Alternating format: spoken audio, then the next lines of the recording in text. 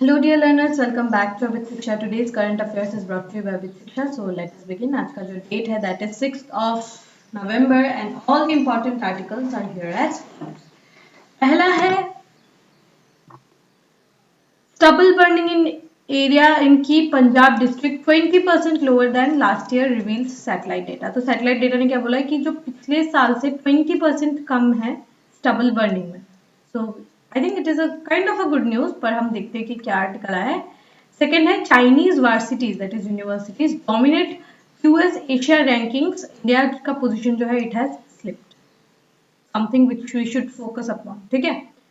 And third is Kaziranga national park elevated corridor to pass over animal passages. ठीक है. So these are the three important articles for the day. हम सब एक एक करके देखते हैं आपको.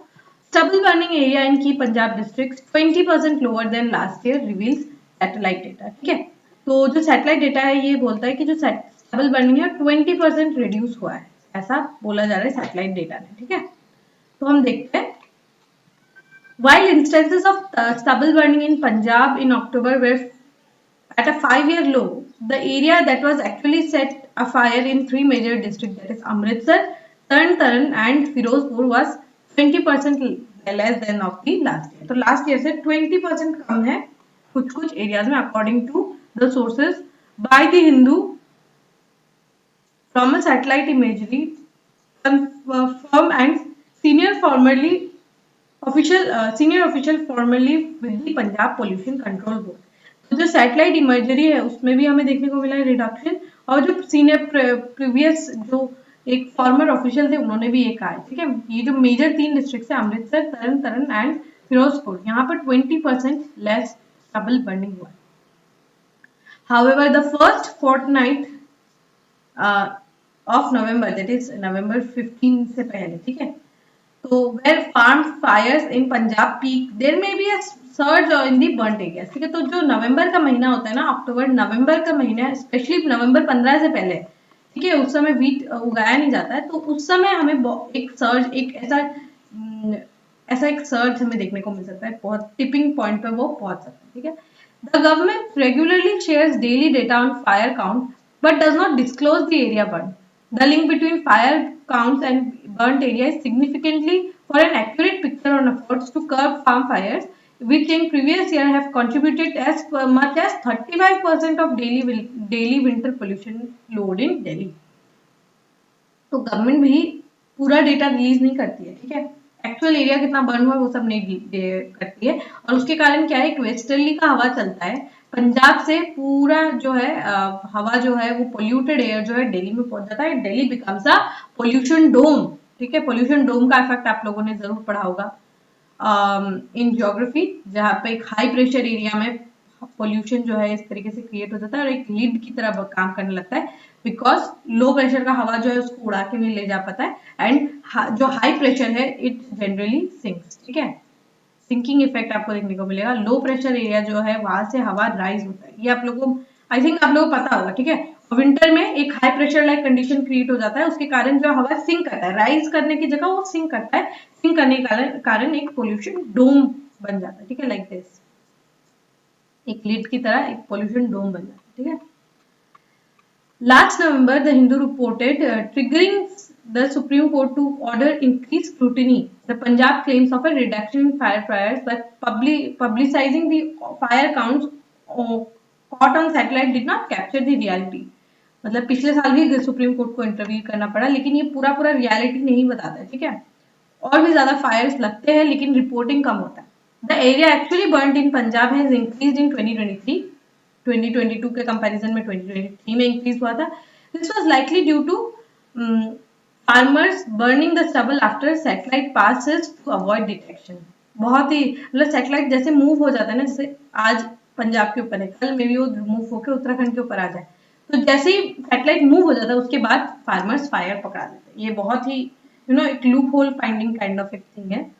This year, satellite imagery of farm fires over Punjab only began emerging around 10th October, almost a month-long delay due to heavy rain and flooding in mostly in September, contributing to delayed harvest. So इस साल वैसे भी delayed harvest हुआ है क्योंकि flood हुआ था ना, आप लोगों को याद होगा पंजाब में फ्लड आया था, तो उसके कारण भी डिले हुआ है, जो रुपाई में डिले हुआ है, ठीक है। So this was the news. We can move to the second news. The second news is Chinese varsity dominate QS Asia ranking. India जो है वो स्लिप हो गया, इंडिया का पोजीशन स्लिप हो गया, ठीक है। देखते हैं, चाइना ने ओवरटेक कर दिया है इंडिया को as most represented location in the QS world ranking. Asia का जो रैंकिंग है, वर्ल्ड का में एशिया का जो काउंटिंग है, इसमें चाइना ने ओवरटेक कर लिया है इंडिया को। While India added 132 universities and institutes into this year, taking its tally to a record high of 249. China ने 259 इंस्टीट्यूशन को इंक्लूड किया है, ऑलमोस्ट डबल है, ठीक है, ऑलमोस्ट डबल है। यहाँ पर बहुत सारे चाइनीज इंस्टीट्यूशन जो है वो इंक्लूड हो गया। In the last 2 editions India का हाईएस्ट नंबर ऑफ यूनिवर्सिटीज था रैंकिंग में, अहेड थे हम चाइना से। This year total of 1526 universities were ranked, इसमें 557 जो है वो न्यू एंट्रीज है, ठीक है। 7 institutes were in top 100, जिसमें से IIT दिल्ली जो है रैंक सबसे हाईएस्ट था, followed by IISc that is Indian institute of science and IITs इन मद्रास, बॉम्बे, खड़गपुर, कानपुर, ये और साथ ही यूनिवर्सिटी ऑफ दिल्ली, ये सारे रैंकिंग में थे। लेकिन चाइना के जो है 25 यूनिवर्सिटीज है टॉप 100 में, ठीक है। हमारे पास 7 यूनिवर्सिटीज है, चाइना के 25 यूनिवर्सिटीज है टॉप में। While India जो है retain the same number of institutes in the top 100 as last year भी हमारे साथ ही थे, लेकिन उनके रैंकिंग्स डिक्लाइन हुए हैं। खराब न्यूज है ये, ओके। IIT दिल्ली का पहले रैंकिंग 44 था, इस साल 59 हो गया। दिल्ली यूनिवर्सिटी का 81 था, इस बार 95 हो गया। IISc that is Indian institute of science का 62 था, 64 हो गया। IIT मद्रास का 56 से 70 पे ड्रॉप हो गया। The top 10 positions were dominated from universities of Singapore, Hong Kong and China. China, Singapore और हांगकांग की टॉप 10 में ये लोगों की यूनिवर्सिटीज है। तो हमारा पोजीशन खराब हुआ है, ठीक है, हमें इसको इम्प्रूव करने की जरूरत है। यूनिवर्सिटीज जो है वो बहुत मेजर रोल रिप्रेजेंट करता है, ठीक है, बहुत इंपॉर्टेंट है। किसी भी कंट्री की यूनिवर्सिटीज को थ्राइव करने का बहुत इंपॉर्टेंट है। अगर आप सोचे यूनिवर्सिटीज के बारे में, तो मेजर यूनिवर्सिटीज इंडिया में नहीं है, ठीक है, only the science oriented universities you would see, but we need more universities in sphere of let's say administration या फिर मैनेजमेंट, पब्लिक पॉलिसी, ऐसे टाइप में जो इंस्टीट्यूट है वो ज्यादा होना चाहिए, ठीक है।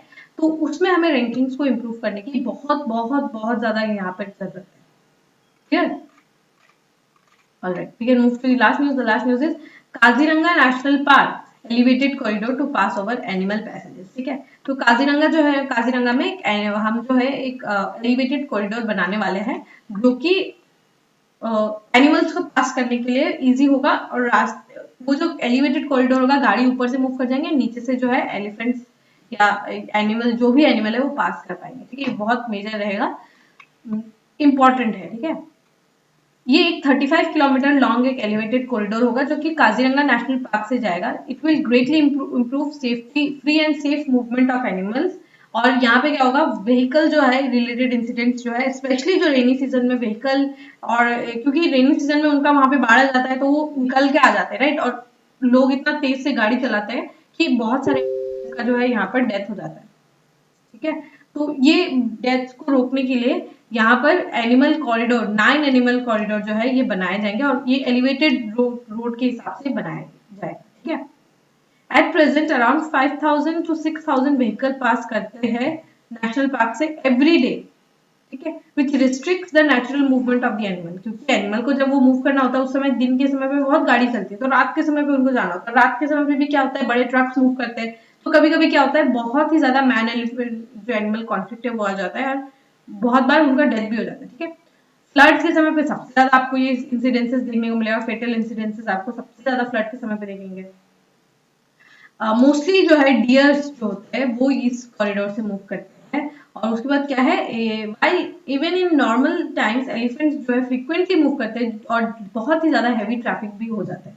तो एलिवेटेड कॉरिडोर का यहाँ पे बहुत ही ज्यादा नीड है, ठीक है। सोनाली घोष जो है डायरेक्टर है, जो ये बनाएंगे उसका डायरेक्ट कर रही है, सोनाली घोष ने कहा है, clarified the construction of the elevated corridor has already been implemented successfully in other national parks across the country, जैसे कि केरला में बहुत जगह पे ऐसे एलिवेटेड कॉरिडोर्स आपको देखने को मिलेंगे. She assured that the project will follow strict environmental guidelines set by the National Board of Wildfire to minimize the disturbances to animals. No construction activity जो है वो होगा during the flood time and protective measures भी लिए जाएंगे ताकि animal safety और security हो और कंस्ट्रक्शन प्रोसेस के समय पे एनिमल सेफ्टी और सिक्योरिटी मेंटेन किया जाए. ठीक है, so this is very very very crucial, specially Kaziranga जैसे हॉटस्पॉट एरिया में it is very very crucial. ठीक है, ताकि जो एनिमल के साथ जो हमारा जो एक्सीडेंट है वो बहुत ही रिड्यूस हो जाएगा अगर हम इस तरीके से elevated.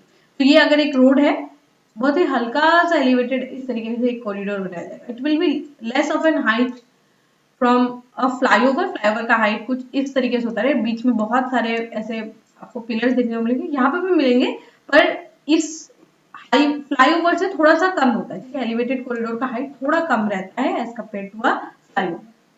Clear? Alright, with this we have come to end of today's session. If you have liked this session, don't forget to give a like and write down in the comment section. We will meet in the next session very soon. Till then, take care and thank you.